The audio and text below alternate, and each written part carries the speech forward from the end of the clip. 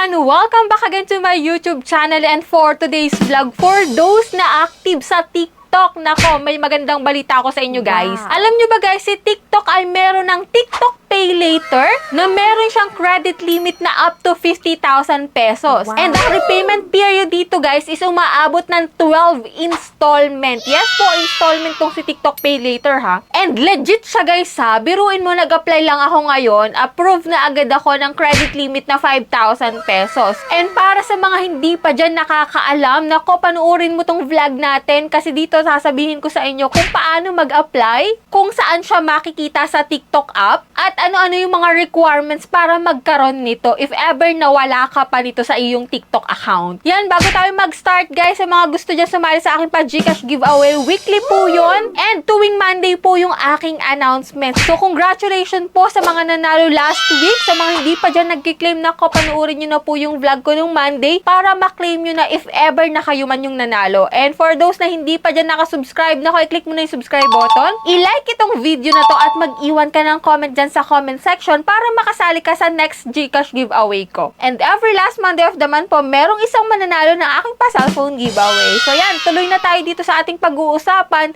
na TikTok Pay Later na merong credit limit na 50,000 pesos up to 12 months installment pa. If you're interested sa video na to, so keep on watching.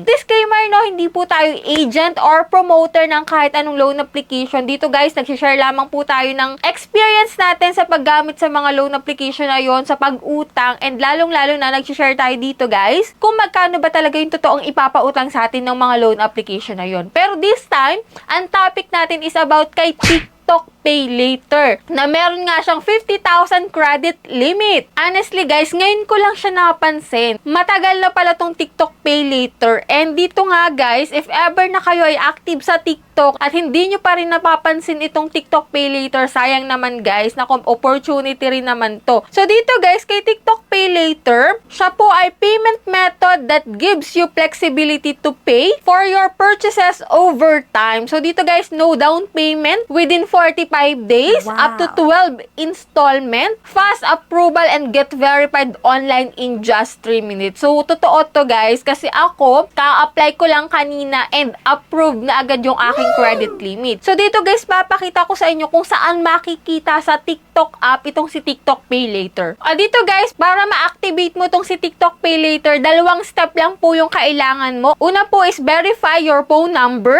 Ang ikalawang step ay add your information. So, dito guys, pagka-open mo ng iyong TikTok app, punta ka dito sa baba, sa may nakalagay na shop. So, dito guys sa shop, after mo ma-open guys yung shop, dito sa pinakang taas guys, may pamimilian dito na orders, coupon, messages, creator, and pay later. So, click mo guys yung pay later, and ito nga guys mo, activate in 2-step lang. So, after mo nun, ilalagay mo dito yung phone number mo, and then click mo yung next, and then magsisend doon ng verification code. Next is, click mo yung continue guys, and magsaset ka dito ng payment PIN. So next mo lang yan, and yan, tapos na tayo sa verify your phone number. Dito na tayo sa add your information. So nga dito nakalagay na credit limit up to 50,000 pesos. So ito guys, ito po yung mga pwedeng ID para ma-verify yung identity mo dito kay TikTok Pay Later. So ang recommended dito guys is PhilSys ID or National ID, PRC ID, and driver license. So kung wala ka naman ng mga recommended ID, pwede po yung passport, yung UMID, TIN ID, Postal ID, and SSS. So, ang ginamit ko guys is passport, na approved pa rin guys, na verified pa rin yung aking account kahit hindi recommended ID yung ginamit ko. Click mo lang dyan guys yung continue, and after nun, pipicturean mo lang yung ID mo guys. Confirm your details, ang nakalagay dito. So, check mo kung tama yung information ng nakalagay, and yan, magpa-facial recognition ka. After nun, click mo yung continue guys, and dito, ilalagay mo yung email mo. All about yourself lang naman po to.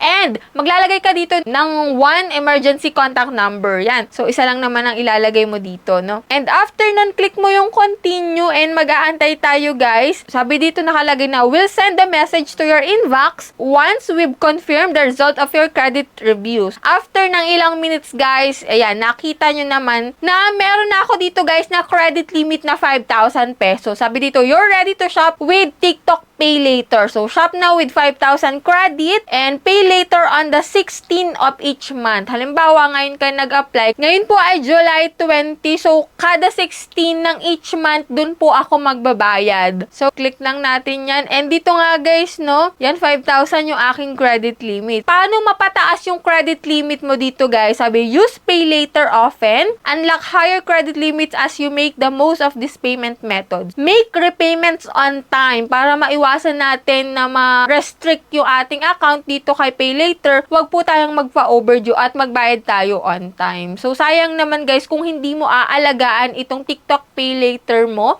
if ever na meron ka na nito. Kaya alagaan nyo guys, huwag kayo magpa-overdue, magbayad kayo on time, no? Para mas lumaki pa yung credit limit natin dito kay TikTok Pay Later. So, sa ngayon, guys, alam ko na hindi ito, guys, naka-cash out. Hindi katulad ng mga loan application na pwede mong i-withdraw. So, ito, guys, is o-order ka dito kay TikTok and then ang pwede mong pambayad itong si TikTok Pay Later. Katulad ng Pay Later, ng Lazada Pay Later. So, ganun din po siya, no? Pero, may iba na napapanood ko sa YouTube na nagka-cash out daw sila. So, yun, hindi ko alam kung anong process nun, kung paano nila ma-cash out yung TikTok Pay Later credit limit nila into cash. Siyempre, ibang usapan na yun, guys, no? Ingat pa rin kayo sa mga ganong process. So, hindi ko sure kung yun ay legit, no? So, yan yung meron dito kay TikTok Pay Later. So, if ever man na wala pa kayo nito, nako, i-check nyo na, guys, yung inyong TikTok account. Malay nyo, meron na pala kayong TikTok Pay Later. At pwede na kayong makapag-start, mag-shopping, at up to installment pa. O, diba? So, that's it. Sana nagkaroon kayo ng idea about dito kay TikTok Pay Later if ever man na hindi nyo pa siya alam. And for those na alam na, nako, pakishare po na experience nyo dito kay TikTok Pay Later kung magkano yung interest, mataas ba or mababa. Para at least yung mga bago palang magta-try dito kay TikTok Pay Later is magkakaroon pa sila ng mas malawak na idea about dito. And that's all. Sa mga hindi pa dyan nakasubscribe sa aking YouTube channel, kindly click na subscribe button. I-on nyo na rin po yung notification bell para updated kayo sa ganitong usapan, lalong-lalo sa mga bago naglalabasan ngayon na loan application. So that's it. Bye-bye na muna for now, guys. See you on my next vlog.